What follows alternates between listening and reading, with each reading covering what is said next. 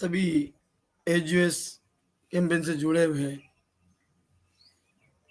श्रोतागण, मातृशक्ति, वरिष्ठजन, युवा एवं बच्चों, आप सभी को सबसे पहले तो सावन के इस पवित्र महीने की बहुत बहुत हार्दिक शुभकामनाएं। गुरु पूर्णिमा के पावन अवसर की बहुत बहुत हार्दिक शुभकामनाएं। मैं पुनः वापस आपके बीच में जिस प्लेटफॉर्म के माध्यम से आपके बीच में भगवान विश्वकर्मा एवं भारत माता के साथ समस्त विश्वकर्मा समाज के गौरवशाली इतिहास सुनाने का जो शुभ अवसर मुझे मिला है। पिछले माह 9 जून को मुझे आपने सुना, आपने जो भरपूर आशीर्वाद दिया। चाहता हूँ पुनः वापस इस कड़ी को आगे बढ़ाते हुए हम भगवान विश्वकर्मा की समस्त संतानों का गौरवशाली इतिहास सुने, समझें और अपने अंदर आत्मसात करें और समाज को एक नई दिशा देने में सहयोग प्रदान करें। पुनः मैं मेरा परिचय, मैं दयाल विश्वकर्मा शाजापुर मध्य प्रदेश में निवास करता हूँ। मैं पिछले कई वर्षों से भगवान विश्वकर्मा और भारत माता के इतिहास का रिसर्च करने का कार्य कर रहा हूँ और समाज को एक ऊर्जा के साथ, सत्य के साथ जोड़ने का प्रयास करता हूँ। आज मुझे एचयूएस के माध्यम से आप सभी से जुड़ने का सौभाग्य मिला है। एचयूएस एक ऐसा अंतर्राष्ट्रीय प्लेटफॉर्म हमारे लिए है जिसका अगर हम उपयोग करें, जिस पर जुड़कर हम समाज की गतिविधि को समझें, तो मेरा मानना है कि आप पुनः अपने वास्तविक वर्चस्व के साथ स्थापित हो सकते हैं। क्योंकि एचयूएस में समाज के उन शिक्षित लोगों को, उन अनुभवी लोगों को अग्रसर कर दिया है जो कहीं ना कहीं समाज की गतिविधि को बहुत ही गंभीरता से लेकर के चलते हैं, सभी को साथ लेकर चलते हैं, सभी के लिए योजनाएं हैं। ऐसा नहीं है कि एक योजनाएं हैं, हर प्रकार की जो समाज को आवश्यकता होती है। जैसे एक शरीर होता है और शरीर को ढकने के लिए वस्त्र भी चाहिए, शरीर को प्यास बुझाने के लिए पानी भी चाहिए, भूख मिटाने के लिए भोजन भी चाहिए और शरीर को आराम करने के लिए नींद भी चाहिए। तो एक मानव शरीर को जिस प्रकार की जिन चीजों की आवश्यकता होती है, वैसी ही आवश्यकताओं की पूर्ति करने के लिए एचयूएस प्लेटफॉर्म ने हर प्रकार की व्यवस्था को बनाते हुए 9 गोल तैयार किए हैं और उन 9 गोलों में समस्त विश्वकर्मा समाज का सर्वांगीण विकास आ गया है। और जो भी कोई व्यवस्था है तो और भी हम उसमें प्लस करने का प्रयास करते रहते हैं कि जैसे जैसे समाज में हम पहुंचते हैं, समाज की गतिविधि को जानते हैं, जो कमियां दिखाई देती हैं हम उसको ऐड करने का प्रयास करते हैं। एचयूएस समाज के लिए एक बहुत बड़ा मिशन है। अगर हम लोग इसमें आगे बढ़ करके काम करेंगे तो निश्चित ही विश्वकर्मा समाज को एक सफलता की मंजिल हासिल होगी। एचयूएस पे अभी आप सभी ने गुरु पूर्णिमा के शुभ अवसर पर वाराणसी से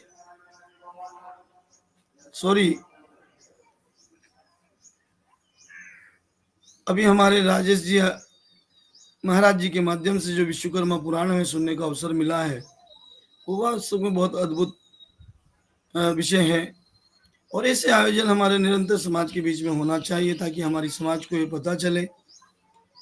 और एचयूएस ने कहीं ना कहीं आप तो को हर व्यक्ति तक पहुंचाने का प्रयास किया है।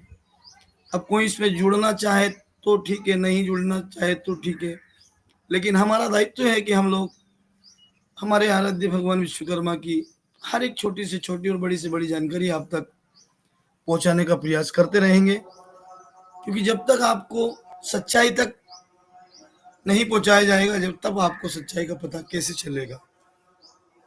तो इन सभी विषयों को लेकर के एजीएस आपके लिए काम कर रहा है, सब प्रकार की योजनाओं आपके लिए लागू कर रखी हैं।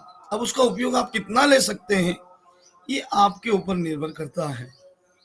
इसलिए मैं चाहता हूं आप सब लोग एजीएस प्लेटफॉर्म से जुड़े, क्योंकि पिछली बार भी हम आए और हमने जो कुछ हमने अध्ययन किया उसका थोड़ा सा सार आपको हमने दिखाने का प्रयास किया, बताने का प्रयास किया, और आगे भी ऐसे हम बताते रहेंगे। अगर आप एजीएस से जुड़े रहेंगे, एजीएस के प्लेटफॉर्म पर काम करेंगे, आपको लगता है कि हाँ एजीएस प्लेटफॉर्म हमारे समाज के लिए एक बेहतर भविष्य बना सकता है, तो आप निश्चित होकर के आप उसमें जुड़िए। आपको लगता है कि नहीं एजीएस से हमारी समाज को कोई फायदा नहीं होना है, तो आप बिल्कुल हमसे सवाल जवाब कर सकते हैं कि भाई हम इसको क्या नहीं कैसे फायदा नहीं हो सकता है, क्या नुकसान हो रहा है आपका। ये सब चीज़ों का हमने एक समाज जागरण अभियान के रूप में एक व्हाट्सएप ग्रुप बना रखा है, जिसमें आप अपनी मन की बात को पूरी आज़ादी से के साथ रख सकते हैं। कोई बुराई नहीं है, आपके हर सवाल आप रख सकते हैं। जब तक आप नहीं बोलोगे हमें भी कैसे पता चलेगा कि आपके मन में क्या चल रहा है, आप हमारे प्रति क्या सोच रहे हैं, आप समाज के प्रति क्या सोच रहे हैं, आपकी क्या योजनाएं हैं। तो जब तक आप नहीं बताओगे हमें कैसे पता चलेगा। कोई इस दुनिया में अंतर्यामी तो नहीं है कि जो आपके मन के भाव को पढ़ लेता है, लेकिन जो समाज में दिखाई देता है, जो देश के अंदर दिखाई देता है, हमारा प्रयास वही है कि हम उसको उसका सार निकाल करके आप तक पहुंचाएं। आज देश में अन्य समाज की जो एक पहचान है, ऐसे हमने भी हमारी समाज की पीड़ाओं को देखा है। हमारी समाज के लोगों की मन की जिज्ञासा है कि हम भी कुछ ऐसा करें जिससे हमारी समाज का भी एक वर्चस्व स्थापित हो। तो ये सब चीज़ें एनजीओ प्लेटफॉर्म कहीं ना कहीं बारीकी से समझता है, और वो अपने जितने भी श्रोता हैं, जितने भी उसके सदस्यगण हैं, जितने भी उससे जुड़े हुए हैं, उन सभी तक वो बातें पहुंचाने का प्रयास करता है, ताकि वो हर चीज़ें समझ सके, गंभीरता से उस पर निर्णय ले सके और एक समाज को बेहतर भविष्य देने में सहयोग कर सके। इन सारी चीज़ों पर एजीएस आपके लिए काम कर रहा है, और एजीएस प्लेटफॉर्म पर कोई एक परिवार या एक संगठन नहीं है, उसमें हर प्रकार के जितने भी हमारी विश्वकर्मा समाज के लोग हैं, जितने भी हमारे विश्वकर्मा समाज के परिवार हैं, जितने भी संगठन हैं, उन सभी लोगों की विचारधाराओं को एक ज्वाइन करके उस एजीएस प्लेटफॉर्म पर हमने उतारने का प्रयास किया है। इसलिए ये व्यक्तिगत नहीं है, इसको चलाने वाले, क्योंकि आप भी जानते हो, चाहे आप प्लेन में उड़ रहे हो या ट्रेन में चल रहे हो या ऑटो रिक्शा में चल रहे हो, कोई तो उसको मेंटेन करने वाला चाहिए। अगर उसको मेंटेन करने वाला नहीं होगा तो आप बताइए कि वो कैसे आगे बढ़ेगा, कैसे अपनी जिम्मेदारी के साथ काम करेगा। तो इसलिए ये ना सोचे कि इसको दयाल विश्वकर्मा या डॉक्टर आदरणीय दिलीप प्रोफेसर जी इसको मेंटेन कर रहे हैं, या सज्जन जी मेंटेन कर रहे हैं, या मनमोहन जी कर रहे हैं, या हमारे अभी आपने कथा सुनी राजेश जी कर रहे हैं, या जितेंद्र सर कर रहे हैं। ये कोई ऐसा नहीं है भाई, कोई अपनी जिम्मेदारी लेकर के बैठा है। अब उसकी जिम्मेदारी है, समाज ने उनको दायित्व दिया है तो वो अपना काम करेंगे। आज मुझे दायित्व दिया कि आपको सुबह 9 बजे से 10 बजे तक भगवान विश्वकर्मा के इतिहास के बारे में, विश्वकर्मा समाज के गौरवशाली इतिहास के बारे में सूक्ष्म जानकारियां प्रस्तुत करना है। अब मुझे दायित्व मिला है तो मुझे आना है। कहते हैं ना, दायित्व पे अगर काम करोगे तो आप आगे बढ़ोगे, समाज को आगे बढ़ाओगे, समाज की समस्याओं से निजात मिलेगी, बुराइयां समाप्त होगी। जब आप आओगे नहीं, बताओगे नहीं, तो समाज कैसे आगे बढ़ेगा। तो सभी अपना अपना दायित्व निभा रहे हैं, तो ये व्यक्तिगत नहीं है, ये आप सबके लिए बराबर है। आप भी आ सकते हैं, आप भी अपनी बात रख सकते हैं, आप भी समाज के लिए कुछ दे सकते हैं। अब जैसे पिछले एपिसोड में हम आए और हमने भगवान विश्वकर्मा के बारे में सूक्ष्म समाज के बारे में सूक्ष्म जानकारियां प्रस्तुत की। आज पुनः हम उससे आगे बढ़ेंगे। हमने उस पिछले एपिसोड में बिलपत्र, भगवान शिव और गंगा जल पर हमारी बात को कहीं न कहीं विराम दिया था। हमने उस परमेश्वर की बातें की है, उसके इतिहासों को समझने का प्रयास किया है। आज दुनिया में किस प्रकार से क्या हो रही है, उन सारी चीज़ों का मिश्रण किया है, समावेश किया है, ताकि मेरा परिवार भी 17 करोड़ विश्वकर्मा समाज को एक उचित सम्मान मिले इस देश में। क्योंकि 140 करोड़ यहाँ पर मानव विराजमान रहते हैं, उसमें 17 करोड़ विश्वकर्मा परिवार भी रहता है। लेकिन आज 17 करोड़ विश्वकर्मा परिवार के कहीं न कहीं बच्चे शिक्षा से वंचित रह जाते हैं, और कोई शिक्षा अगर प्राप्त कर लेता है तो आरक्षण की भेंट चढ़ जाते हैं। और कोई डिग्री लेकर के भी अगर बैठा है तो नॉलेज नहीं है ज़्यादा, कॉन्टेक्ट ज़्यादा नहीं है, तो उसका भविष्य ऐसे ही खराब हो जाता है। जॉब नहीं मिल पाती है, नौकरी नहीं मिल पाती है। आजकल सरकारी नौकरियों में बहुत सारी व्यवस्था, और हर व्यक्ति की इच्छा है कि हम सरकारी नौकरी प्राप्त करें, उसके चक्कर में उधर उधर भटकता है।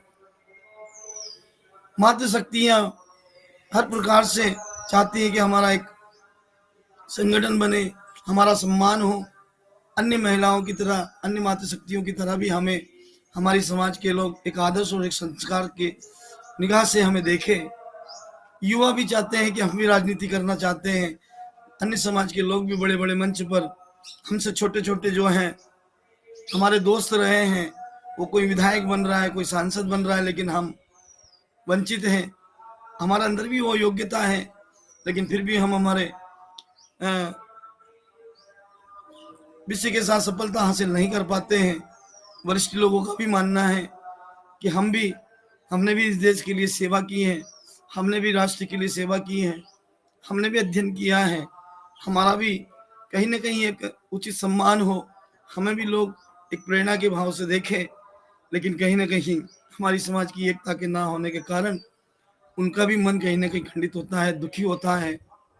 ऐसे हमारे बच्चे का भी, जो छोटे छोटे बच्चे हैं, उनका भी एक मनोबल बनता है कि आज हर समाज के माता पिता का एक सम्मान होता है। जब वो स्कूल में, विद्यालय में पढ़ते हैं तो उनके माता पिता को जब वो राजा यही मानेंगे।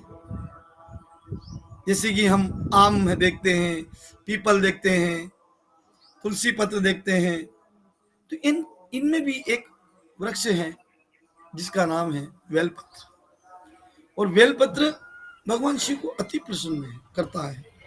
आखिर क्या उसके अंदर क्या रहस्य है? तो आप नक्षत्र वाटिका में अगर इसका रिसर्च करेंगे तो निश्चित आपको इसका समाधान मिलेगा। 14वां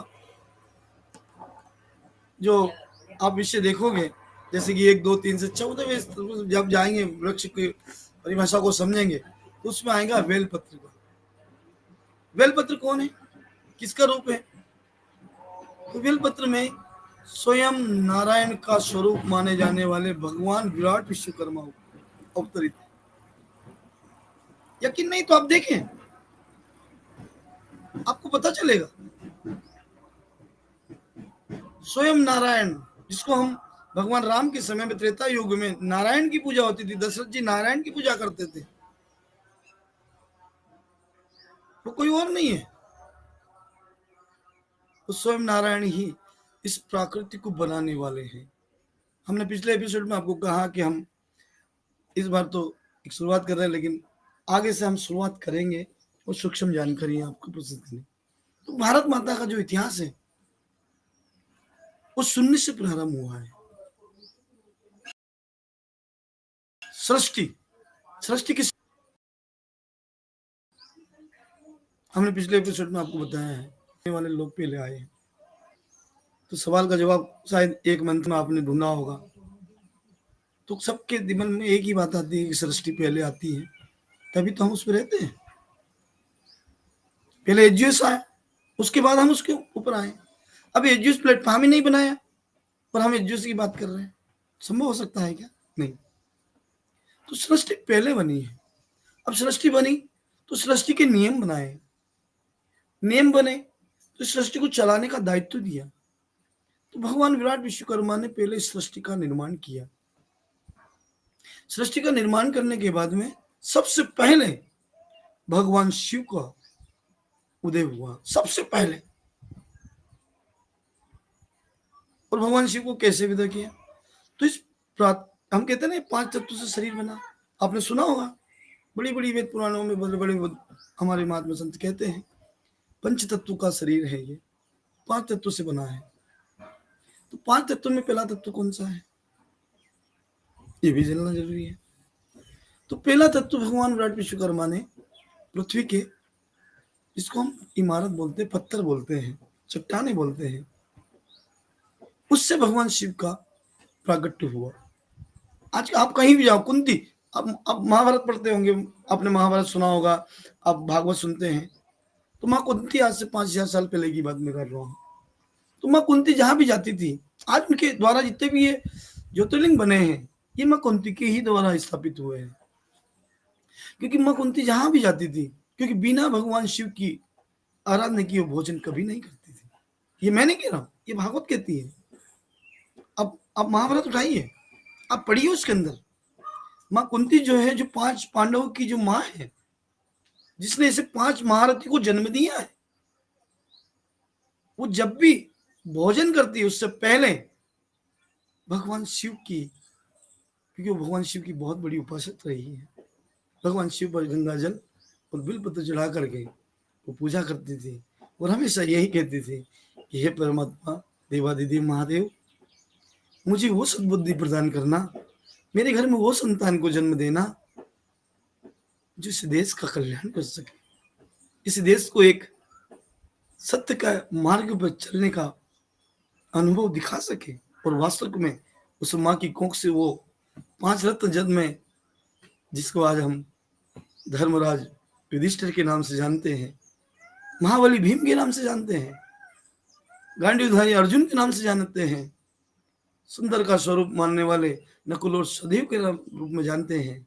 ऐसे 5 महारथी को बाबा महाकाल ने उनकी सेवा और भक्ति से प्रसन्न होकर के ऐसे 5 रत्न दिए, जिसने आज देश का एक मजबूत इतिहास और अधर्म को समाप्त करके एक धर्म की पुनः स्थापना की है। उसके बाद कलयुग प्रारंभ हुआ है। आज हम कलयुग में रह रहे हैं। कलयुग में महर्षि महास्वामी तुलसीदास जी क्या कहते हैं, कलयुग केवल नाम आधारा, मात्र नाम मात्र से आप तर जाते हैं। आप परमात्मा की भक्ति करोगे तो आपको आडंबरों में जीने की आवश्यकता नहीं है। हम जानते हैं कि आप ये जीवन बहुत व्यस्त है, सुबह से उठना, ये करना, वो ऑफिस जाना, ये करना, बच्चों को पढ़ाना, ये करना, बहुत सारे काम होते हैं। तो क्या किया जाए? तो सिर्फ उसका नाम, उसका महत्व से ही समझ लो। आप अगर मंदिर में समय पे नहीं जा पाओ तो मत जाओ, कोई बुराई नहीं है। महीने में एक बार चले जाओ, महीने में एक बार नहीं जाओ तो साल में एक बार चले जाओ, पर उसके प्रति प्रेम होना चाहिए। अगर आपका उसके प्रति प्रेम नहीं है तो बताइए, कभी ताली एक हाथ से बजती है? नहीं, ताली दोनों हाथ से बजती है। जितना आप प्रेम परमात्मा से करोगे वो परमात्मा भी आपसे उतना ही प्रेम करेगा। ये माँ कुंती ने दिखाया है। और माँ कुंती ने भगवान शिव की आराधना की है और 5 रत्नों का उदय हुआ है, जिसने द्वापर के बुराइयों को समाप्त करके कलयुग की एक अच्छी प्रथा को स्थापित किया है और कहा है कलयुग केवल नाम आधारा। तो आज हम लोग उस नाम से भी वंचित है, उसके महत्व को भी नहीं समझ पाए। आखिरकार भगवान शिव के ऊपर बिलपत्र चढ़ती है और कुंती माता क्यों चढ़ा देती, जल क्यों चढ़ाती थी? क्योंकि वो जानती थी कि ये बाबा महाकाल हैं और ये अगर किसी से प्रसन्न होंगे तो सिर्फ ये इनके।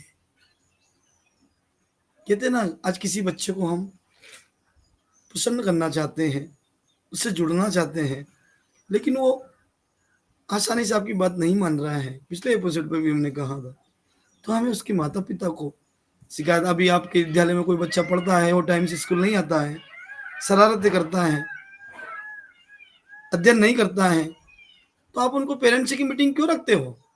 इसीलिए तो रखते हो कि उनके पेरेंट्स को पता चले कि उनका बच्चा कैसी पढ़ाई कर रहा है, उसका बच्चा कैसी हरकतें कर रहा है, वो सही दिशा में जा रहा है या गलत दिशा में जा रहा है, तो आप उनके पेरेंट्स को बता सकते हैं, ताकि वो पेरेंट्स घर में उस बच्चे को समझा सकते हैं कि बेटा ऐसा नहीं ऐसा करना है, ऐसा नहीं ऐसा करना है।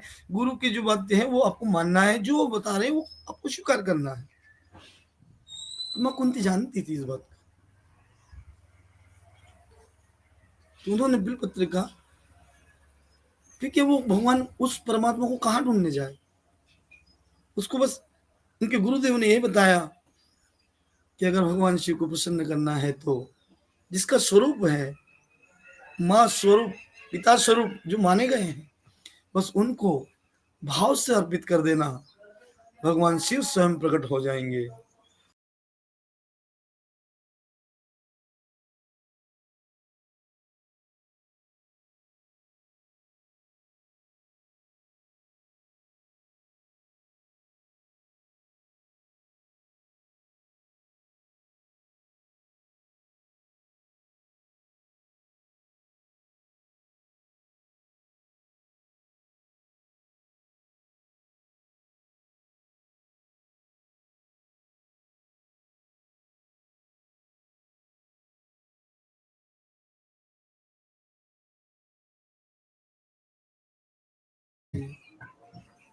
लेकिन उसको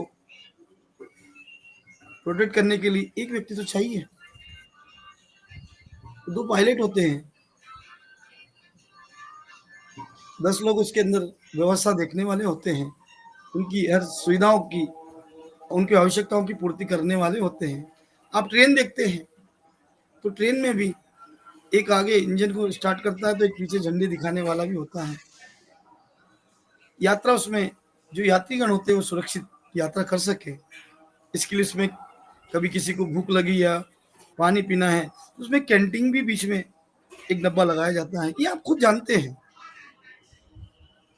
तो ये आपकी सेवा के लिए खड़े हैं। ऐसा ही एक एजीएस प्लेटफॉर्म पर जो लोग काम कर रहे हैं, ये व्यक्तिगत उनका नहीं है, ये तो आपकी सेवा में खड़े हैं। जैसे आज मुझे पिछले 9 जून को मुझे दायित्व दिया कि दयाल भाई आपको आकर के समाज को सच्चाई का से थोड़ा सा परिचय कराना है, तो मेरी ड्यूटी लगी है, मैं आपका सेवक हूँ। मैंने सारे काम छोड़ दिए, आज सोमवार का दिन है, सावन का महीना है, पवित्र महीना चल रहा है। आज मेरे मंदिर में भगवान की अभिषेक हो रहा है, लेकिन मुझे मेरे टीम के लोगों ने दायित्व दिया, आपको चाहे कुछ भी हो 1 घंटे के लिए सत्य का आईना दिखाना है और भगवान विश्वकर्मा का अद्भुत इतिहास से समाज को जोड़ना है। तो मैंने बाबा महाकाल के अभिषेक को थोड़ी देर के लिए विराम दिया और फिर जल्दी करके मैं आया और आपके बीच में उपस्थित हुआ। तो मैं दायित्व के साथ काम करूंगा तो मुझे भी अनुभव होगा। अब मैं दायित्व लेकर बैठा और उस पर काम ही नहीं करूंगा, तो मेरा समझना है कि ये तो व्यक्तिगत विषय हो जाता है। तो एजीएस को आप ये ना समझे कि एजीएस प्लेटफॉर्म किसी व्यक्ति विशेष का है, नहीं, ये सब सेवा कर रहे हैं आपकी, ये जितने भी इसमें जुड़े हैं ना। और हमने इसमें शिक्षित लोगों को क्यों, अच्छा आप बताइए, आपको ट्रेन में नौकरी मिली है तो आप बिना शिक्षित आपको नौकरी दे देगा? आप प्लेन में नौकरी पा रहे हैं, वहां आपको बिना शिक्षा के ही नौकरी मिल जाएगी? बताइए, न जाने कितने चक्कर लगाने पड़ते हैं, कितने इंटरव्यू देने पड़ते हैं, जब जाकर के उसमें आपको वो पद मिलता है। तो एजीएस में भी सबसे आगे अगर अवसर दिया है किसी को, तो एजीएस प्लेटफॉर्म पर शिक्षित लोगों को दिया गया है। आज इसमें एक से बढ़ के एक शिक्षित लोग हैं, अनुभवी लोग हैं। कल हमने जैसे समापन हुआ है हमारे आदरणीय परम पूज्य राजेश जी महाराज जी का, कितनी सुंदर इतिहास का उन्होंने वर्णन किया, भगवान विश्वकर्मा के बारे में कितनी सुंदर सुंदर बातें हमें बताई है, और भजन भी सुनाए हैं, क्योंकि भजन भी सुनाना जरूरी है। क्या कहा भजन में, हमारे दिलीप भाई को बहुत अच्छा लगा, भजन कर मस्त जवानी में बुढ़ापा किसने देखा। वास्तव में सत्य है, जवानी को हमने ऐसे गंवा दिया और बुढ़ापा में भजन करने चले, क्या मिलेगा आपको? तो गुरु का शरण लीजिए, गुरु के महत्व को समझिए, गुरु आपको क्या देगा? सबसे बड़ा गुरु परमात्मा भगवान विराट विश्वकर्मा है। हमने पिछले एपिसोड में आपको बताया है भगवान शिव भगवान शिव की सिर पे गंगा जल क्यों रहती है। हमने बताया है भगवान शिव तुरंत बिलपत्र से क्यों प्रसन्न हो जाते हैं। पिछले एपिसोड में लास्ट में हमने यहाँ तक आया, अब उससे आगे बढ़ेंगे। तो क्या करना हमें, तो हमें अपने आराध्य को समझना है, अपने गुरु को समझना है। गुरु पूर्णिमा का उत्सव है।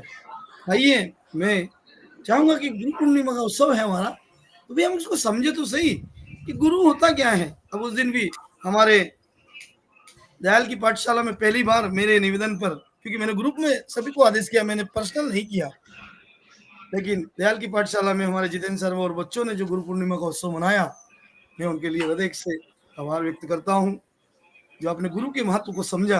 और हालांकि मेरी गलती नहीं है इसमें, पर मेरे को स्वीकार नहीं है कि मेरे बच्चों ने मेरी तस्वीर की पूजा की, वो मुझे अच्छा नहीं लगा। तो मेरी तस्वीर की जगह भगवान विश्वकर्मा की तस्वीर की पूजा करे तो मुझे बड़ी प्रसन्नता होगी। बस मैं तो ऐसे ही आपके बीच में सेवक हूँ कि मैं तो सेवा करने वाला व्यक्ति हूँ, मैं पूजनी नहीं हूँ। मैं तो बस समाज के बीच में काम करता हूँ। तो आप बड़े, तो गुरु होता क्या है। हमारे राजेश जी महाराज जी ने बहुत हमें इस गुरु पूर्णिमा पे 5-7 दिवसीय गुरु के उद्देश्य के भगवान विश्वकर्मा की कथा सुनाई। बहुत बहुत धन्यवाद। मैं हमारे पंडित जी आदरणीय राजेश जी महाराज जी का भी चरण स्पर्श करता हूँ यहीं से, क्योंकि आपने हमारी समाज को एक नया ऊर्जा के साथ जोड़ने का प्रयास किया है। तो आइए, सावन का पवित्र महीना चल रहा है, भगवान शिव भी गुरु हैं। हम एक गुरु का थोड़ा सा, क्योंकि आज आवाज मेरी साथ नहीं दे रही, गला मेरा साथ नहीं दे रहा है, क्योंकि मेरे लगातार प्रोग्राम में चल रहे हैं, तो आवाज मेरा गला बैठ गया है इससे, पर फिर भी 2 शब्द सुना देता हूँ। गुरु को ना पहचान सका तो धन दौलत जग जाना तो जाना क्या। गुरु को ना पहचान सका तो जग जाना तो जाना क्या। धन दौलत तू पा भी लेगा, धन दौलत तू पा भी लेगा, चैन नहीं पाया तो क्या। गुरु को ना पहचान सका तो जग जाना तो जाना क्या। ये सब संगीत की चीजें, लेकिन आप ऑनलाइन प्लेटफॉर्म है तो हम संगीत तो मिक्स नहीं कर सकते। यदि हमने हमारे गुरु को ना जाना हो तो जग की सारी बातें हमें पता है। हमारे गुरु जिसने मानव शरीर दिया है, ये जीवन दिया है, इतना सुंदर शरीर हमें दिया है, उसने हमें क्यों दिया है और उसको ही हम नहीं पहचान पा रहे हैं, और जग की सारी बातें हम करते हैं। इसलिए कहा है गुरु को ना पहचान सका तो जग जाना तो जाना क्या। आज हमें समझना है हमारा गुरु कौन है। भारत भी विश्व गुरु बना है, पूरे विश्व का जो है उसका गुरु भारत रहा है, और उस भारत को विश्व गुरु बनाने वाले लोग आज कहां चले गए, ये जानना जरूरी है। हमने पिछले एपिसोड से हम आगे बढ़ते हैं, हम आते हैं भगवान शिव पर गंगा जल क्यों चढ़ाया जाता है। भगवान शिव ने अपनी जटाओं में मां गंगा का धारण क्यों किया है। भगवान शिव बेलपत्र से क्यों प्रसन्न हो जाते, ये मैं नहीं कहता। अभी सावन का महीना चल रहा है, आप किसी भी पूरे हिंदुस्तान में कहीं भी देख लीजिए, जो भी श्रद्धालु जाएगा भगवान शिव को 1 लोटा गंगा जल और बिलपत्र अर्पित करेगा। क्योंकि हमारे वेदों में, हमारे शास्त्रों में, हमारे बड़े बड़े भागवत वक्ता, शिव महापुराण के वक्ता, रामचरितमानस के वक्ता सभी कहते हैं भगवान शिव को प्रसन्न करना है तो ज्यादा कुछ नहीं, फिर 1 बिलपत्र और 1 लोटा गंगा जल ले जाइए, भगवान शिव तुरंत प्रसन्न हो जाते हैं। ये मैं उनकी बात कर रहा हूँ। तो आखिरकार बिलपत्र में है क्या, हम पिछले एपिसोड से आगे बढ़ रहे हैं। पिछले एपिसोड में हमने इन चीजों की चर्चा की, बहुत सारी चर्चा की है, लेकिन हम भगवान विश्वकर्मा का अद्भुत इतिहास, विश्वकर्मा वंशज का अद्भुत इतिहास सुनाने के लिए एजिस प्लेटफॉर्म पर जो आए हैं, तो उसकी हम थोड़ी सी झलक आपको बताने का प्रयास करेंगे कि जैसे कि भगवान शिव बिलपत्र से प्रसन्न हो जाते हैं, गंगा जल से प्रसन्न हो जाते हैं, तो ये सबको पता है, लेकिन इस बिलपत्र में है क्या, इस गंगा जल में ऐसा क्या है जिससे भगवान शिव प्रसन्न हो जाते हैं। मां कुंती, आपने महाभारत का विषय सुना होगा। महाभारत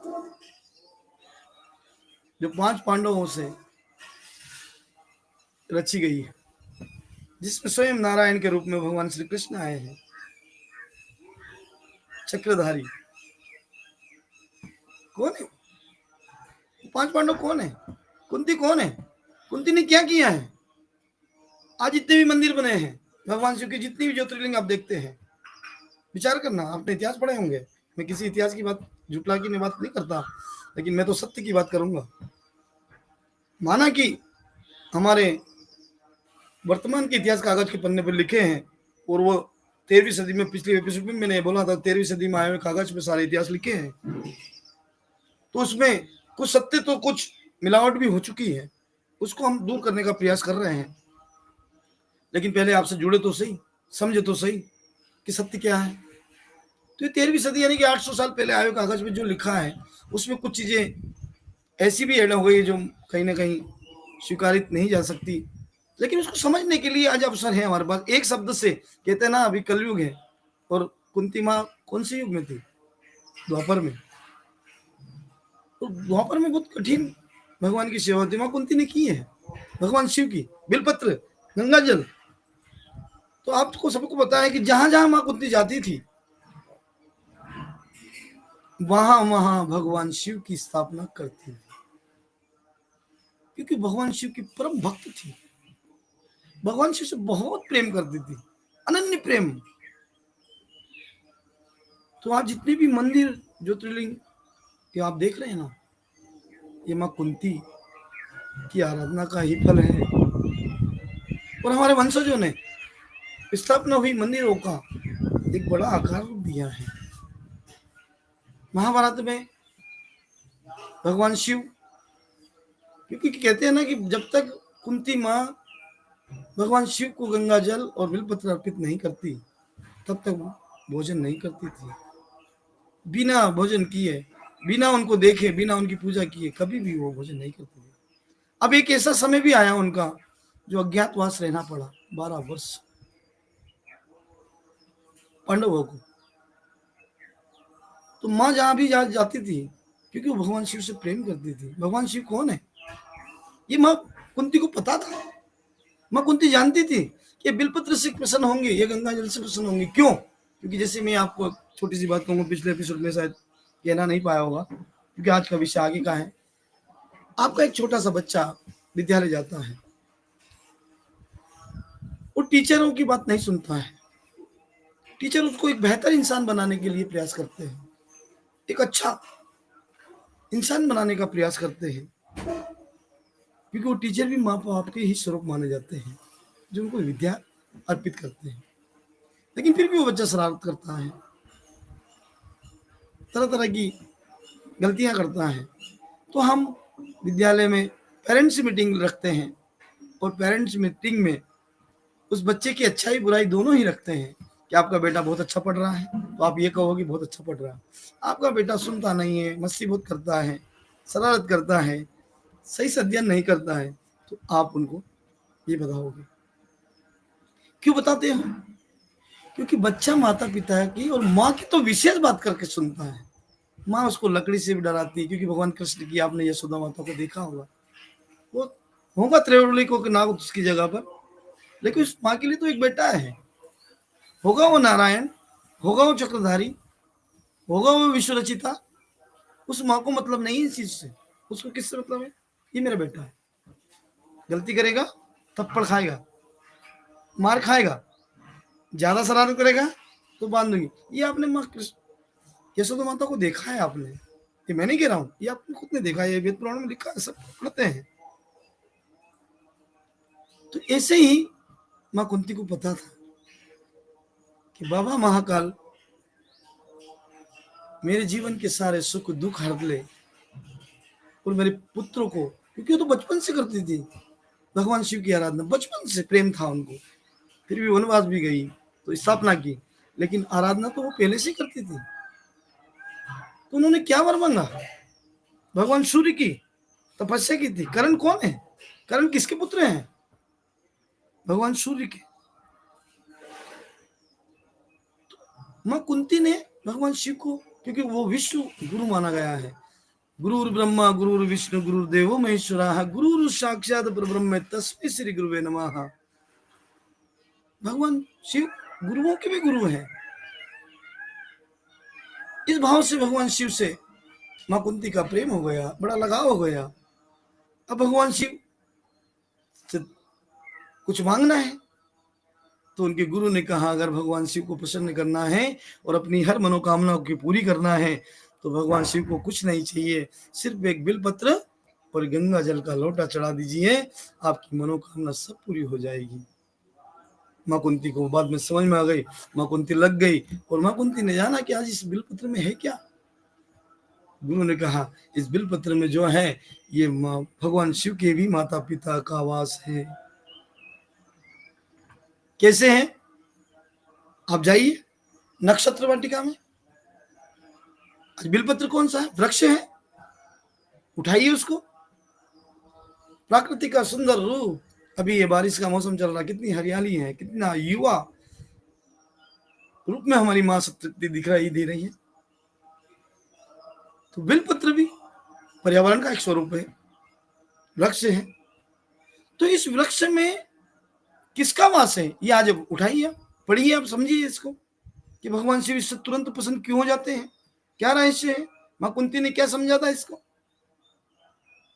तो आप जब जाएंगे इसमें तो 14 नक्षत्र के रूप में आपको बेलपत्र आएगा और बेलपत्र में स्वयं नारायण का स्वरूप, सृष्टि का निर्माता भगवान विश्वकर्मा ही वास करता है। तब तो भगवान शिव तुरंत, आप आम के पत्ते तो चढ़ा करके तुरंत प्रसन्न नहीं होते, वो पीपल का चढ़ा पत्ता तो चढ़ाने का बोला ही नहीं, बेलपत्र ही क्यों और गंगा जल क्यों। ये मां कुंती ने बहुत बारीकी से इसका, ये मैं द्वापर युग की बात कर रहा हूं, और ये कहीं ना कहीं जितने भी आज पूरे हिंदुस्तान में सावन का महीना चल रहा है, आप देखना, कैमरा लगाकर टीवी पे बैठ जाना, इस मंदिर में इतने श्रद्धालु हैं, इस मंदिर में श्रद्धालु है, इस मंदिर में इतने श्रद्धालु हैं, यहाँ ऐसा मेला लगा है, यहाँ ऐसा हो रहा, सब दिखेगा आपको। पर उन श्रद्धालुओं के हाथ में देख लेना क्या रहता है, बेलपत्र और गंगा जल का लोटा, बस ये दो चीज भगवान शिव को पसंद है। ये मां कुंती ने प्रमाणित किया है और मां कुंती से प्रसन्न हुए। क्या वर मांगा बताइए, क्या चाहिए?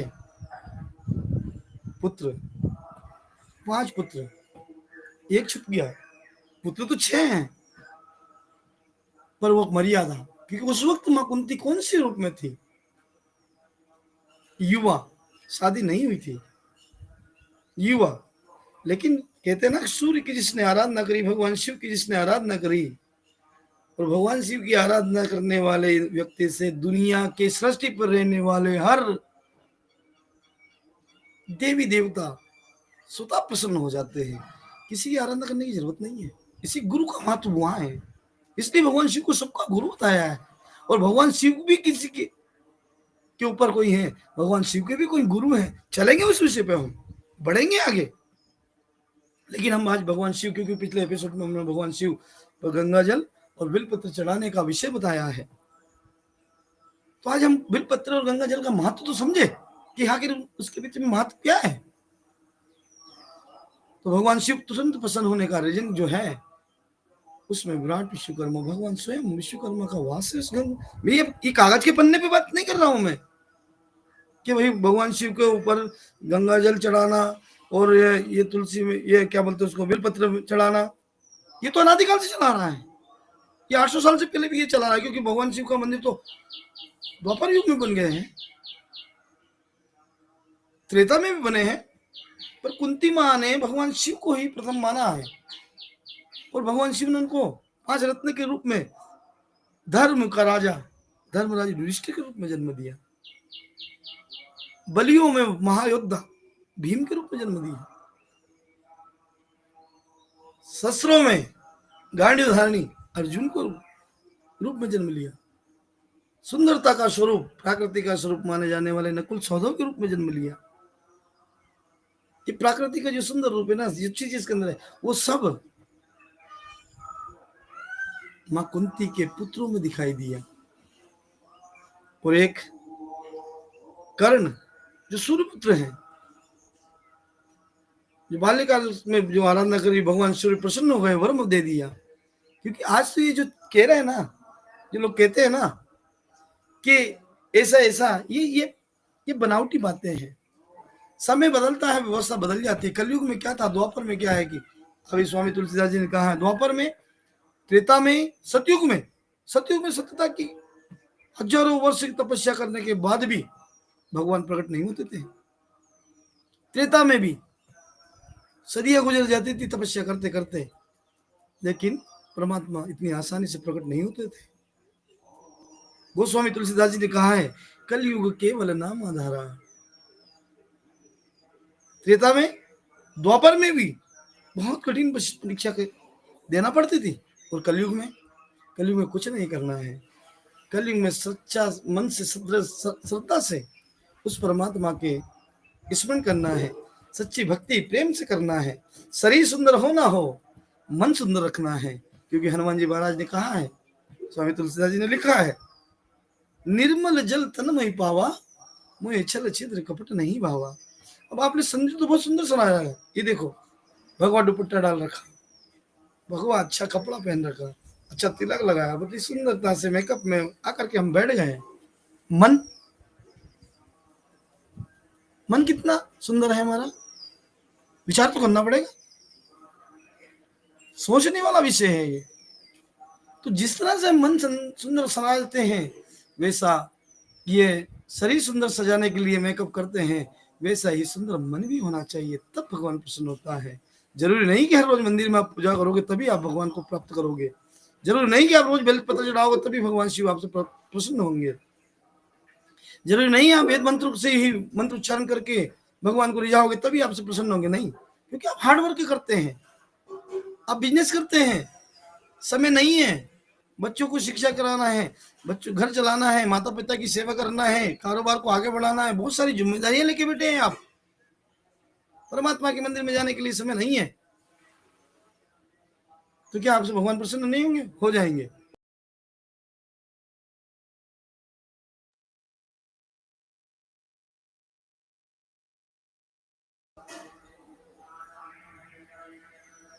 उस परमात्मा के स्मरण करने से हमें सत्य का पता चलेगा। तो आप एजीओ से जुड़े, समझे कि बेलपत्र में क्या है, गंगा जल में क्या है। तो ये भगवान शिव क्या जो प्रसन्न करने वाले, बच्चों को प्रसन्न करना है तो माता पिता की शरण में तो जाना ही पड़ेगा। भगवान शिव देवादिदेव महादेव सृष्टि के प्रथम रूप में भगवान शिव ने उनका उदय कराया है। कहते ना पंच तत्व से शरीर बना है। मेरी आपकी आवाज आ रही तो मुझे सिग्नल दे दी, क्योंकि बीच में भी कुछ त्रुटि हुई थी। आ रही। तो भगवान शिव प्रथम इस सृष्टि के जीव आवाज आ रही है, आप कंटिन्यू करिए। आवाज आ रही है, आप कंटिन्यू कीजिए। ठीक है। पंच तत्व से शरीर बना है। कितने तत्व से? हमारे बड़े बड़े गुरु महात्मा कहते हैं पंच तत्व से शरीर बना है। अब पंच तत्वों में पहला तत्व कौन सा है? भगवान विराट विश्वकर्मा ने अपने पिछले एपिसोड में भी कहा सृष्टि के निर्माण। वेद में भी एक बात है कि सृष्टि के निर्माता। हमने पिछले एपिसोड में कुछ सवाल पूछे भी हैं। आपने अगर उसके 1 महीने में जवाब ढूंढे हो तो बहुत अच्छी बात, नहीं ढूंढो तो फिर ढूंढो, निरंतर ये चलता रहेगा कि सृष्टि पहले आएगी, उसमें रहने वाले लोग पहले आए हैं। भारत माता की कथा, भगवान विश्वकर्मा कथा कहां से प्रारंभ होती है? विचार करने वाला विषय है।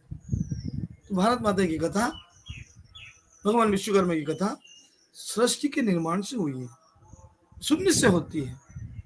तो पहले सृष्टि का निर्माण हुआ, उसके बाद इस पे ये जितने भी हम चीज देख रहे हैं ये बाद में उदय हुए हैं। तो सृष्टि के निर्माता कौन? भगवान विश्वकर्मा। सृष्टि की देवी कौन? ये भूमि जिसको हम कहते हैं तो भारत माता। तो भगवान शिव, क्योंकि हमने वेदों में भी कहीं ना कहीं बताया है, 800 साल आए हुए इतिहासों में टीवी चैनलों के माध्यम बहुत सारी बातें बहुत कुछ सुना है कि भगवान शिव के जब पता करने के लिए गए तो ब्रह्मा जी और विष्णु जी एक आकाश मार्ग की ओर और एक पाताल मार्ग की ओर गए पता करने के लिए कि भगवान शिव का आखिर उदय कहाँ से हुआ। ऐसा बताया गया है, मैं इसको सत्य है नहीं मुझे इस बात का पता नहीं है, लेकिन ये सब बताया गया है। मैंने विचार किया, एक आकाश मार्ग एक पाताल मार्ग, पता नहीं कर पाए कि भगवान शिव का उदय कहाँ हुआ। तो आइए आज भारत माता के इतिहास से जुड़ी है, भगवान विश्वकर्मा के इतिहास से जुड़ी है, आपको पता चलेगा। क्योंकि आज सावन का महीना चल रहा है, पवित्र महीना है, सोमवार पहला दिन है। भगवान विश्वकर्मा की कथा, माँ भारती की कथा हम सुन रहे हैं।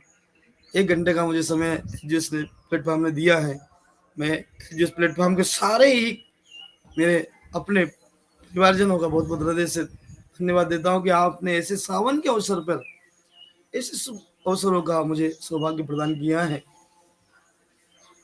तो भगवान शिव का पता करने गए तो पता नहीं चला।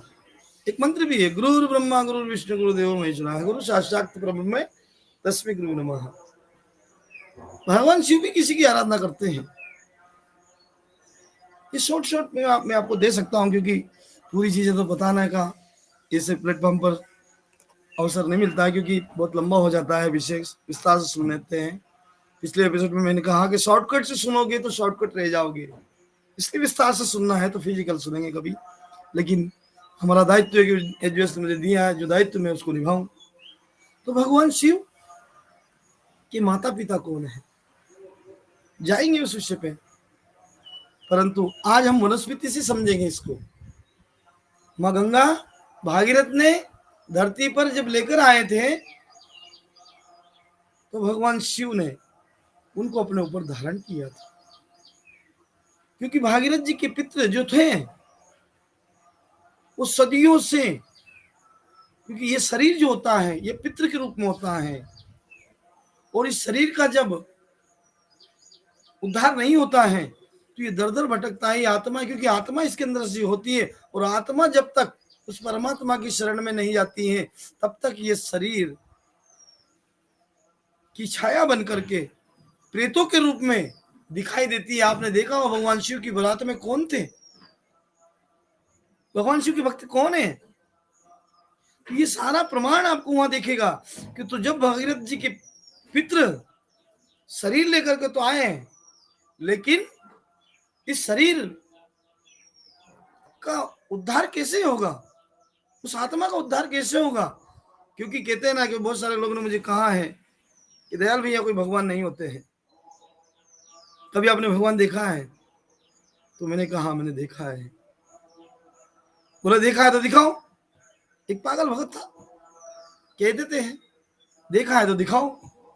अब दिखाऊं तो मैंने देखने के लिए दिव्य दृष्टि चाहिए, तुम्हारे पास हो तो मैं दिखा देता हूं। बोले कि ऐसी कोई बात नहीं है, तुम्हें दिखाना, तुमने देखा ही नहीं, झूठ बोल रहे हो। मैंने कहा नहीं, सत्य बोलता हूं मैं, झूठ तो बोलता ही नहीं कभी भी, सत्य देखना तो सत्य दिखा देता हूं। तो बताइए, नहीं मुझे देखना है भगवान, मैं तुम्हारे अंदर वो क्षमता होनी चाहिए देखने के लिए, मैं दिखा देता हूँ, यहीं बैठा जहां बैठा हूं वहीं से दिखा दूंगा मैं। और मैंने दिखाया, क्योंकि उसके लिए उस लायक बनना पड़ता है, समझने के लिए उस परमात्मा को, उस पर ब्रह्म को समझने के लिए, उस विराट विश्वकर्मा को समझने के लिए उसके लायक बनना पड़ता है। ऐसे दिखते हैं, ऐसे नहीं दिखते हैं।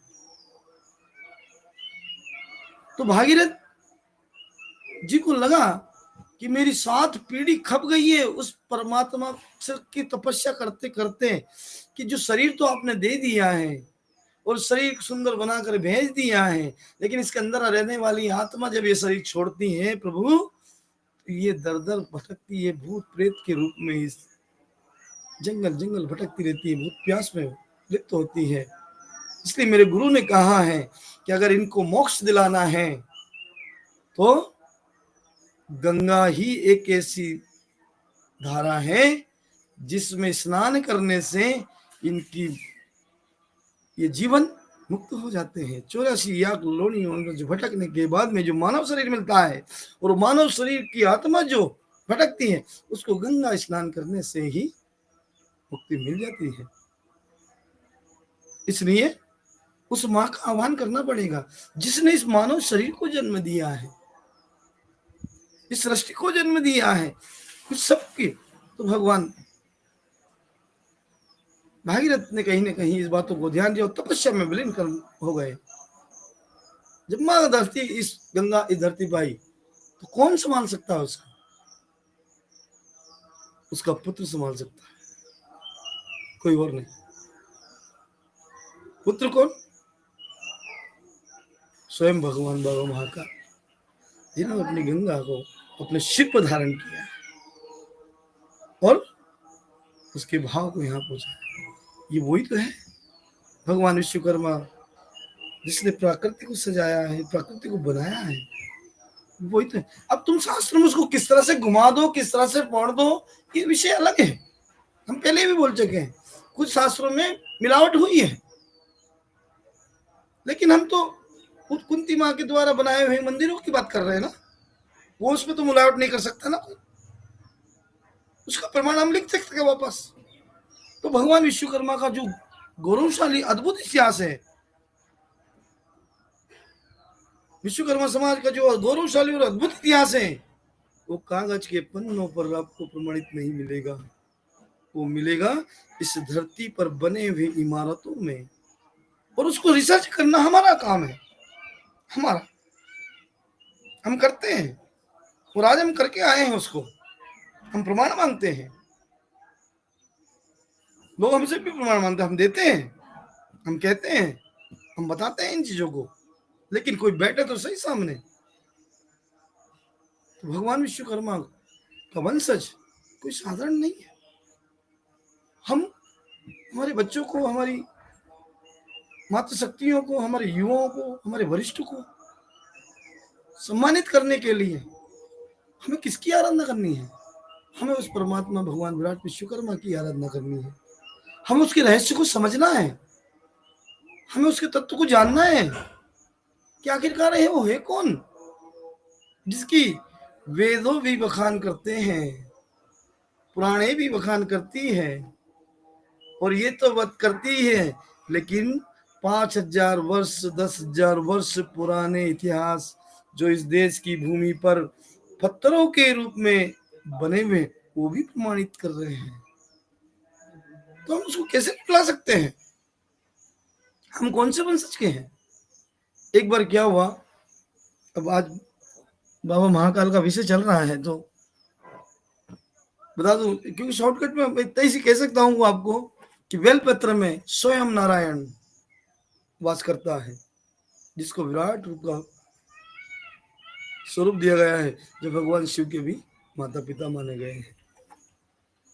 गंगा जल, माँ गंगा में स्वयं ये प्रकृति की देवी जिस जो पूरी सृष्टि को हरी भरी रखती है ना।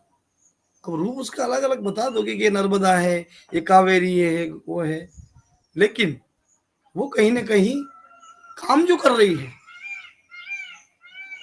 वो सभी में मिल करके इस सृष्टि का पालन कर रही है। तो हम लोग उसको उसका रहस्य महीने में आज पूरा हिंदुस्तान इस बात, तो इसको फिजिकल देखे भी सही, समझे भी सही, इन सारे विषयों पर सच्चाई कहाँ है, कहाँ झूठ है, कहाँ असत्य के मार्ग से हम भटक रहे हैं, ये सारी चीजें समझने की आवश्यकता है। तो आज हमें भगवान को तरह तरह के ब्रह्म में बांट दिया गया है। उस परमात्मा भगवान विराट विश्वकर्मा को तरह तरह के ब्रह्म में बांट दिया गया है, और सभी ने अपने अपने स्तर से अपनी अपनी व्यवस्था के साथ अपने अपने आराध्य बना लिए हैं, लेकिन कभी उस परमेश्वर परमात्मा का जिक्र नहीं किया, उसका स्वरूप का बताने का प्रयास नहीं किया। सभी ने बस अपने अपने सिस्टम को बना लिया, लेकिन उसने क्या बताया है वो आइए छोटा सा एक दृष्टांत मुझे याद आ गया, क्योंकि आज विषय ऐसा चल रहा है तो मुझे एक दृष्टांत याद आ गया 5 मिनट का दृष्टान है। एक गांव में कुछ अंधों का संगठन था। अंधों का, जैसे कि हम आंख वाले हैं, कुछ बोलने वाले हैं, कुछ गूंगे होते हैं। भगवान ने सब तरह का स्वरूप दिया है। किसी को आंख दिए तो किसी को नहीं, किसी को मुंह दिया तो किसी को नहीं बोलने का, जीवान दी है, सब कुछ दे, लेकिन आवाज नहीं है। किसी को एक हाथ दिया, किसी को एक पाँव दिया। तरह तरह की भगवान ने रचनाएं रची है। तो एक नगर में एक संगठन था जो अंधों का संगठन था। अब उसको कहीं भी ले सकते हैं, हम समझ सकते हैं। जब वो अंधों का संगठन एक मंदिर पर जब बैठा तो वहां पर उस नगर में एक हाथी आया। और जब हाथी आया तो वहां के जो जितने भी जो कुत्ते आप देखते हैं ना, नगर में कोई भी आता है जब अजनबी चीज, तो कुत्ते भौंकते हैं।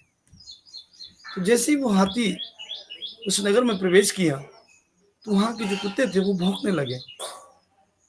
अब जैसे ही वो कुत्ते भौंकने लगे तो वो अंधों के संगठन की टोली बैठी हुई थी सामने। उन्होंने कहा, आज नगर में कौन घुस गया दिन में? सब लोग जाग रहे हैं, इधर भग रहे हैं, कोई पानी भर रहा है, कोई क्या आइटम चला रहा है, कोई क्या चला रहा है। वो आवाज सुनाई दे रही है क्योंकि उनकी आंखें तो ठीक नहीं, उनको ये पता नहीं कि दिन है कि रात है। उनको 24 घंटा दिन और रात एक जैसी दिखती है, लेकिन कान से ये आवाज हो जाता है कि दिन है कि रात है। तो कोई हेडपंप चला रहा है, कोई बेल ले जा रहा है, कोई गाड़ी ले जा रहा है, कोई ट्रैक्टर ले जा रहा है, कोई क्या कर रहा है। वो अंधों का संगठन मंडली बनाकर बैठा था, वो वहां पर चर्चा कर रहा था कि यार दिन में कौन चोर घुस गया जो आज कुत्ते भौंक रहे हैं। तो उन्होंने किसी समझदार व्यक्ति को बुला करके पूछा, भैया आज ये कुत्ते क्यों भौंक रहे हैं? तो उन्होंने कहा, हमारे नगर में एक हाथी आया है। हाथी, ये क्या होता है? बोले, ये हाथी बहुत विशाल रूप धारण करके आता है और बहुत ही पवित्र है, भगवान गणेश का स्वरूप माना जाता है। बोले, हमने तो आज तक हाथी देखा नहीं, कैसा होता है? बोले, नहीं नहीं, हाथी बहुत अच्छा होता है, बहुत बड़ा होता है। ऐसा उन्होंने बताया कि नहीं नहीं, हम तो उसका भी जिज्ञासा, हर व्यक्ति की जिज्ञासा होती, कोई चीज अच्छी आती है हमें भी देखना है, हमें भी सुनना है। अब देखिए कैसे, आंख तो है नहीं, फिर क्या करें? तो उन्होंने कहा कि हमें देखना है भैया, हमें दिखाओ हाथी कैसा होता है, हम भी तो जाने, हमने कभी देखा नहीं हाथी को। उस परमात्मा की बात कर रहा हूँ, उस विराट जो बिन पग चले सुने बिनु काने वाले, जिसकी बात कर रहा हूँ मैं, जो स्वयं भगवान सृष्टि का निर्माण करता है, सृष्टि का निर्माता है, उसकी बात कर रहा हूँ। जैसे ही वो हाथी प्रवेश करने लगा, अंधों ने विचार बनाया, अंधों ने कहा कि हमें भी देखना है, बताइए हमें भी कैसा हाथी है। तो उस हाथी के ऊपर एक उसको चलाने वाला, एक मेंटेन करने वाला महावत होता है, वो बैठा ऊपर, वो बैठ करके हाथी को घेर रहा है, कोई इधर चलने के लिए, इधर चलने के लिए बोल रहा है। तो वो समझदार व्यक्ति ने कहा कि ठीक है भैया, मैं महावत से पूछता हूँ, अगर वो आपको बताने का, क्योंकि हाथी को कोई छू नहीं सकता, क्योंकि आपके पास आंख नहीं है। आंख होती तो आप दूर से देख सकते थे, लेकिन आपके पास आंख नहीं है, इसलिए आपको तो छूना पड़ेगा उसको, तभी तो आपको पता चलेगा कि हाथी कैसा होता है। बोले, हाँ ये बात तो सही, क्योंकि मैं उससे परमिशन लेता हूँ, वो अपने हाथी को छूने देता है कि नहीं देता है। वो व्यक्ति गया और वहां उससे बोला, भैया हमारे गाँव में कुछ अंधों की टीम है, संगठन बड़ा अच्छा है, बहुत अच्छे काम करते हैं, तो इनको हाथी देखने की जिज्ञासा है, आप कृपा करके इनको हाथी दिखा सकते हैं क्या? उन्होंने कहा कि अगर देखना चाहते देख सकते हैं, लेकिन थोड़ा सा सिस्टम से देखना पड़ेगा, ऐसे नहीं कि आप चाहो इसको कहीं ना दिया, कहीं गलती से या पूंछ मार दी या सुन मार दी तो उनका जीवन भी खराब हो जाएगा। बोले, नहीं नहीं भैया, बिल्कुल आप जैसे कहेंगे वैसे देखेंगे, वो बताइए। तो ठीक है, बुलाइए सभी को। तो सारे संगठन के लोगों को बुला लिया, संगठन के लोगों को बैठा दिया एक साइड में, और कहा, भैया तुम्हारा मुखिया कौन है? हर संगठन का एक राष्ट्रीय अध्यक्ष होता है, एक प्रदेश अध्यक्ष होता है, एक जिला अध्यक्ष होता है। तो कभी भी आप देखते हो किसी मंच पे जाते हो तो उस मंच पे आपने सबसे पहले एक साधारण व्यक्ति को थोड़ी जाने देंगे आप। माला पहनेगा तो सबसे पहले कौन पहनेगा? राष्ट्रीय अध्यक्ष। ये उसको पावर है, राष्ट्रीय अध्यक्ष को पावर होता है, वो राष्ट्रीय अध्यक्ष है। तो कहीं भी चुराया जाएगा, कहीं भी जाएगा, वो पहले ही इंतजाम करता है, मैं आ रहा हूँ, मेरी माला की इंतजाम करना, मैं वहां कर रहा हूँ, मैं वो कर, मुझे पता है सभी चीजें। भैया आगे राष्ट्रीय अध्यक्ष को लाइए ना, जब माला पहनने में राष्ट्रीय अध्यक्ष आगे रहता है, तो हाथी दिखाने के लिए भी राष्ट्रीय अध्यक्ष, फिर प्रदेश अध्यक्ष, फिर जिला अध्यक्ष, फिर एक सामान्य व्यक्ति आता है। तो महावत ने कहा भैया तुम में जो समझदार है, तुम्हारा जो राष्ट्रीय अध्यक्ष है उसको पहले लाइए। राष्ट्रीय अध्यक्ष को सबसे पहले भेजा और महावत ने कहा राष्ट्रीय अध्यक्ष है तो इनको शून्य से स्टार्ट करना चाहिए। हाथी की सबसे छोटी चीज है वो दिखाना चाहिए था कि वो तो बड़ी दिमाग का व्यक्ति ना, बड़ा विचार वाला व्यक्ति है। अगर उसको बड़ी चीज दिखा दी तो उससे और बड़ा व्यवस्था बनाएगा, तो इसलिए सबसे हाथी की छोटी चीज दिखाई। क्या दिखा सकते हैं? तो हाथी को कहा इधर घूम जाओ। हाथी सामने था, इधर घूम गया। तो हाथी की सबसे पीछे वाली जो पूंछ थी, तो राष्ट्रीय अध्यक्ष जी को कहा कि भैया देख लीजिए ये हाथी है। राष्ट्रीय अध्यक्ष जी का वो समझदार व्यक्ति लेके गया और दोनों हाथों से उस पूंछ को पकड़ा दिया कि दी ये हाथी चला गया। अब प्रदेश अध्यक्ष को बुलाओ। प्रदेश अध्यक्ष को जी को बुलाया। अब उनने कहा भैया सेकंड नंबर का ये इससे थोड़ी सी और बड़ी चीज इनको दिखाए ताकि ये इसका स्वीकार करें। घुमाया प्रदेश अध्यक्ष की, उनको सूंड दिखा दी। तो उन्होंने कहा भैया ये हाथी है, ये इसकी सूंड है, ये दिखा दिया। फिर उससे बड़ा, उससे जो जिला अध्यक्ष हैं उनको अब एक जिले में 4-5, जैसे एक प्रदेश में हमारे 55 जिले हैं मध्य प्रदेश में, ऐसे हर जिलों प्रदेश में अलग अलग हैं, तो भी ज्यादा होते हैं। तो उन्होंने कहा कि 4 लोगों को ले आइए और चारों लोगों को यह हाथी दिखा दीजिए। भैया चारों लोगों को लेकर आया, चारों के पैर पकड़ा दिए, भैया हाथी है। बोलो यार, और बाकी जो लोग हैं उनको ले आए, किसी को कान पकड़ा दिया, किसी को उस शरीर बता दिया। आखिरी में जो बचा उसको कह दिया कि भैया महावत जी के पास भेज दीजिए, मैं इसको यहाँ बैठा करके पूरा हाथी दिखा दूंगा। उसको ऊपर बैठा दे तो वो ऐसा बैठ गया उसके ऊपर, आम पब्लिक को बैठा दिया। तो इस प्रकार से वहां उन सभी अंधों की टीम को हाथी बता दिया। अब हाथी वाला तो अपना हाथी दिखाकर चला गया। अब वो अंधों की टीम जो बैठी आपस में विचार करने लगी, बड़ा अच्छा हाथी था, बड़ा सुंदर हाथी था, बड़ा ऐसा हाथी था। तो राष्ट्रीय अध्यक्ष ने कहा कि क्या बातें कर रहे भाई, पूरा गांव उसकी तरह पागलों की तरह घूम रहा उस दिन पीछे पीछे, पूरे गांव के लोग उसके पीछे पीछे गए, सारे कुत्ते परेशान हो रहे, सब लोग, सारे गांव के लोग परेशान हो रहे थे। एक जरा सा वो इतना पतला पितिंग हाथी आया हमारे नगर में, जिसके लिए पागलों की तरह पूरा नगर घूम रहा, बेवकूफ है हमारा नगर। तो दूसरे ने कहा, प्रदेश अध्यक्ष जी, नहीं नहीं भाई, वो पतला नहीं, थोड़ा मोटा वाला है हाथी, थोड़ा सा मोटा है, लंबा लंबा भी है। बोले नहीं। दूसरा 4 बोला, अरे क्या बात कर रहे भैया, हमने तो अपनी बाहों में लिया है हाथी को, वो इतना बड़ा है कि उसके हमारी पूरी बाहों में आ गया वो। तो चौथा 5वां आदमी बोलने लगा, क्या बातें कर रहे भैया, अरे हमारे घर में जो महिलाएं जो जो गेहूं चने साफ करती है ना, सुपड़ा, वो इस टाइप के सुपड़ा जैसा वो हाथी है, ऐसे ऐसे हाथी है। तो चौथा आदमी बोला, नहीं नहीं भाई, अरे हाथी की तो बहुत बड़ा हाथी हो, मैं तो उस पर बैठा हूं, वो चट्टानों की तरह बहुत विशाल काया वाला हाथी है। अब वो राष्ट्रीय अध्यक्ष जी की बात सुने कि प्रदेश अध्यक्ष जी की बात सुने कि जिला अध्यक्ष जी की बात सुने, किसकी बात सुने? वो आपस में लड़ने लगे। वो एक दूसरे की कोई मानने के लिए तैयार ही नहीं, वो एक दूसरे की सुनने के लिए तैयार ही नहीं, वो आपस में लड़ने लगे। और इतने लड़ने लगे कि इतना झगड़ा हो गया कि उनका संगठन कहीं ना कहीं बिखरने लग गया। आपस में एक दूसरे के लिए विरोधी बन गए, दुश्मन बन गए, क्योंकि अंधे थे, सत्य का पता नहीं था। कानों से सुना, हाथों से देखा, उसी पे वो आपस में लड़ने लगे। अब जब लड़ने लगे तो फिर वही समझदार व्यक्ति उनके बीच में उपस्थित हुआ और देखा, भाई आपस में लड़ क्यों रहे हो, क्या हो गया, तुम इतना अच्छा प्रेम से रहते हो, तुम्हारा तो कोई मतलब नहीं है, तुम्हें कोई काम नहीं है, तुम तो बस भगवान के भजन करते हो दिन रात मंदिर में, तुम काम क्या करते हो और आपस में लड़ रहे हो? बोले नहीं भैया, ये कह रहा हाथी ऐसा है, ये कह रहा हाथी ऐसा है, कह रहा मैंने मेरी आंखों से देखा, हाथी पतली पिटिंग है। राष्ट्रीय अध्यक्ष जी की कहने लगे, मैंने मेरी हाथों से देखा है, इतना बड़ा हाथी है, इतना सच छोटा है, उसके लिए पूरा गाँव पागल है, बेवकूफ है सारा गाँव। ये दूसरा कह रहा है कि नहीं इतना बड़ा है, ये तीसरा कह रहा है इतना बड़ा है। वो समझदार व्यक्ति कह रहा है कि भाई तुम बात तो अपनी अपनी जगह सही कह रहे हो, लेकिन तुम्हें ओरिजिनल हाथी का पता नहीं है। जो ओरिजिनल है उसका पता नहीं है तुम्हें। वो आपस में लड़ने के लगे, झगड़ने लगे, और ये बातें एक दिन बड़ी हो गई, पूरे नगर में फैल गई। बड़ी नगर के लोग समझा पाए, लेकिन उनको कोई समझा नहीं पाया। वो समझने के लिए तैयार ही नहीं, वो किसी की सुनने के लिए तैयार ही नहीं। चाहे कितने, जैसे आज हमारे विश्वकर्मा समाज में 40,000 संगठन बने, किसी की सुनने के लिए तैयार ही नहीं है। वो सब अपने अपने गीत गा रहे हैं।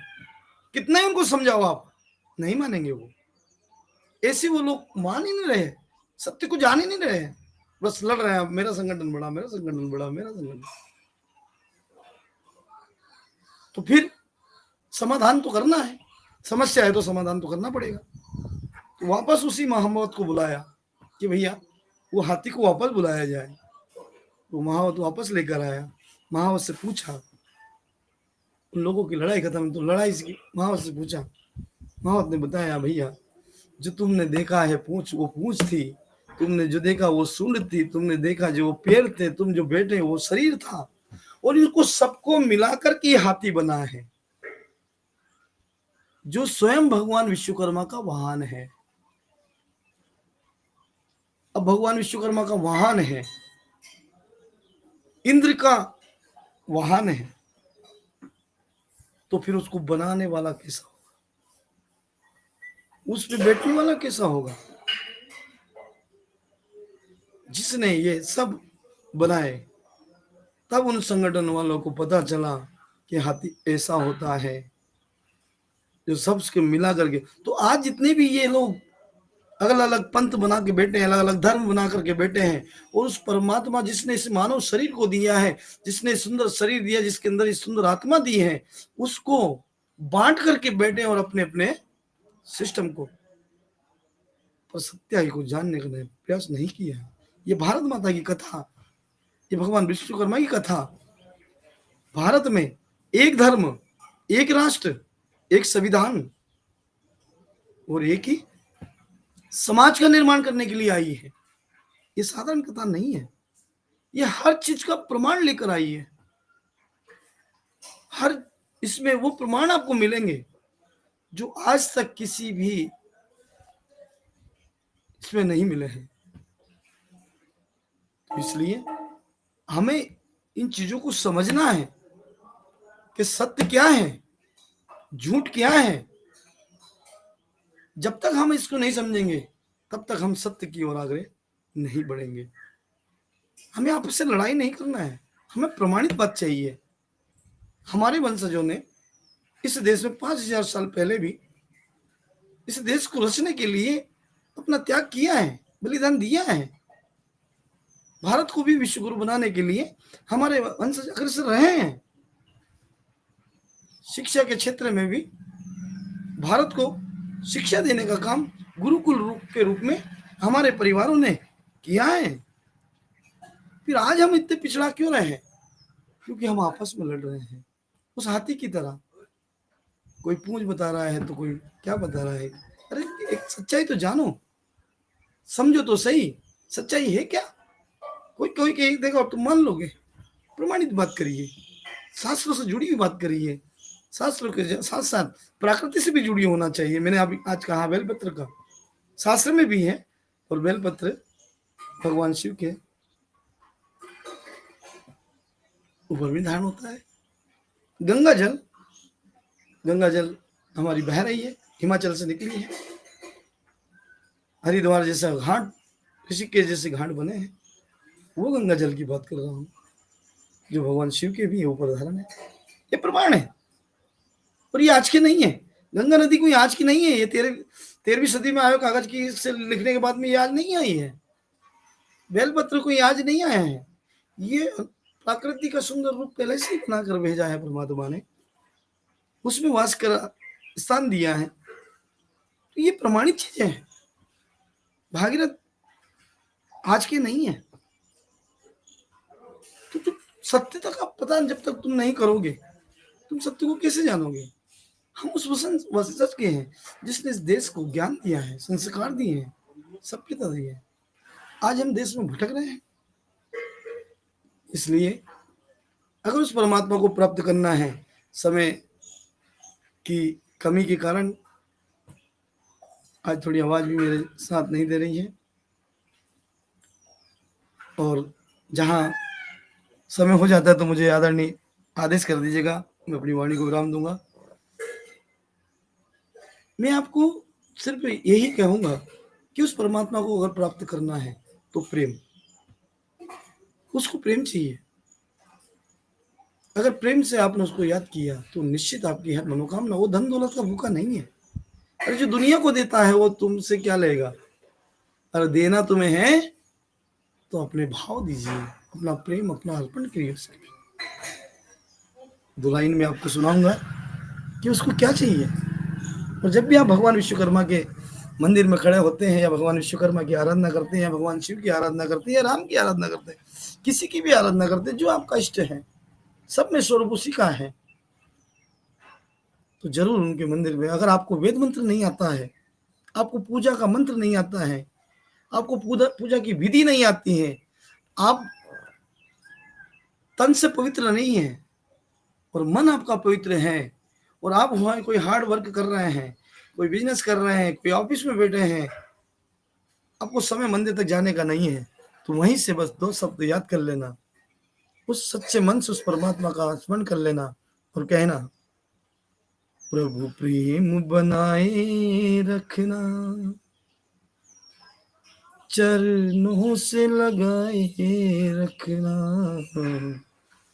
प्रभु प्रेम बनाए रखना, चरणों से लगाए रखना, एक आस तुम्हारी है, विश्वास तुम्हारा है, एक आस तुम्हारी है, विश्वास तुम्हारा है, प्रभु प्रेम बनाए रखना, चरणों से लगाए रखना। अगर उस परमात्मा की शरण में रहना तो उसके चरणों का आराधना कर लेना, वो आपकी हर मनोकामना पूरी करेगा। भगवान भाव का भूखा होता है, धन दौलत का नहीं, ऐशो आराम का नहीं, दिखावे का नहीं। दिखावा में तो राजा रावण भी बहुत सुंदर और बहुत विशाल स्वरूप लेकर बैठा था, बहुत बड़ा ज्ञान का धनी था, शरीर भी बहुत सुंदर था। अब समाप्त कीजिए, अब यहीं पे समाप्त कीजिए, आप समझिए और अपने परमात्मा को याद करिए। आज हमने माँ गंगा का आह्वान, गंगा का महत्व सुनिया, गंगा कौन है, तो उस गंगा से पार करने के लिए एक छोटी सी लाइन में सुना करके अपनी बात को विराम दूंगा। जैसे हम बार बार कहते हैं, भगवान श्री राम का रूप भी कौन है? भगवान विश्वकर्मा है। तो जब गंगा जब जा रहे थे, गंगा जब पार कर रहे थे, तो केवट का यानी कि आप जैसे लोगों का सहारा लिया कि मुझे ये गंगा को पार करना है, तो केवट का सहारा लिया। मैं अंतिम 2 लाइन सुना करके अपनी वाणी को विराम दूंगा। और केवट जानता था कि ये मुझे उस भवसागर से पार करने वाला वो त्रिलोकी का नाथ है। तो क्या कहता है केवट भगवान श्री राम से, सुनिए, इसके बाद में इस वाणी को विराम देंगे। केवट ने कहा रघुराई से, उतराई न लूंगा है भगवन। केवट ने कहा रघुराई से, उतराई न लूंगा है भगवन, उतराई न लूंगा है भगवन, उतराई न लूंगा है भगवन। केवट ने कहा रघुराई से, उतराई न लूंगा है भगवन। मैं नदी नाल का केवट हूँ, तुम भवसागर के स्वामी हो।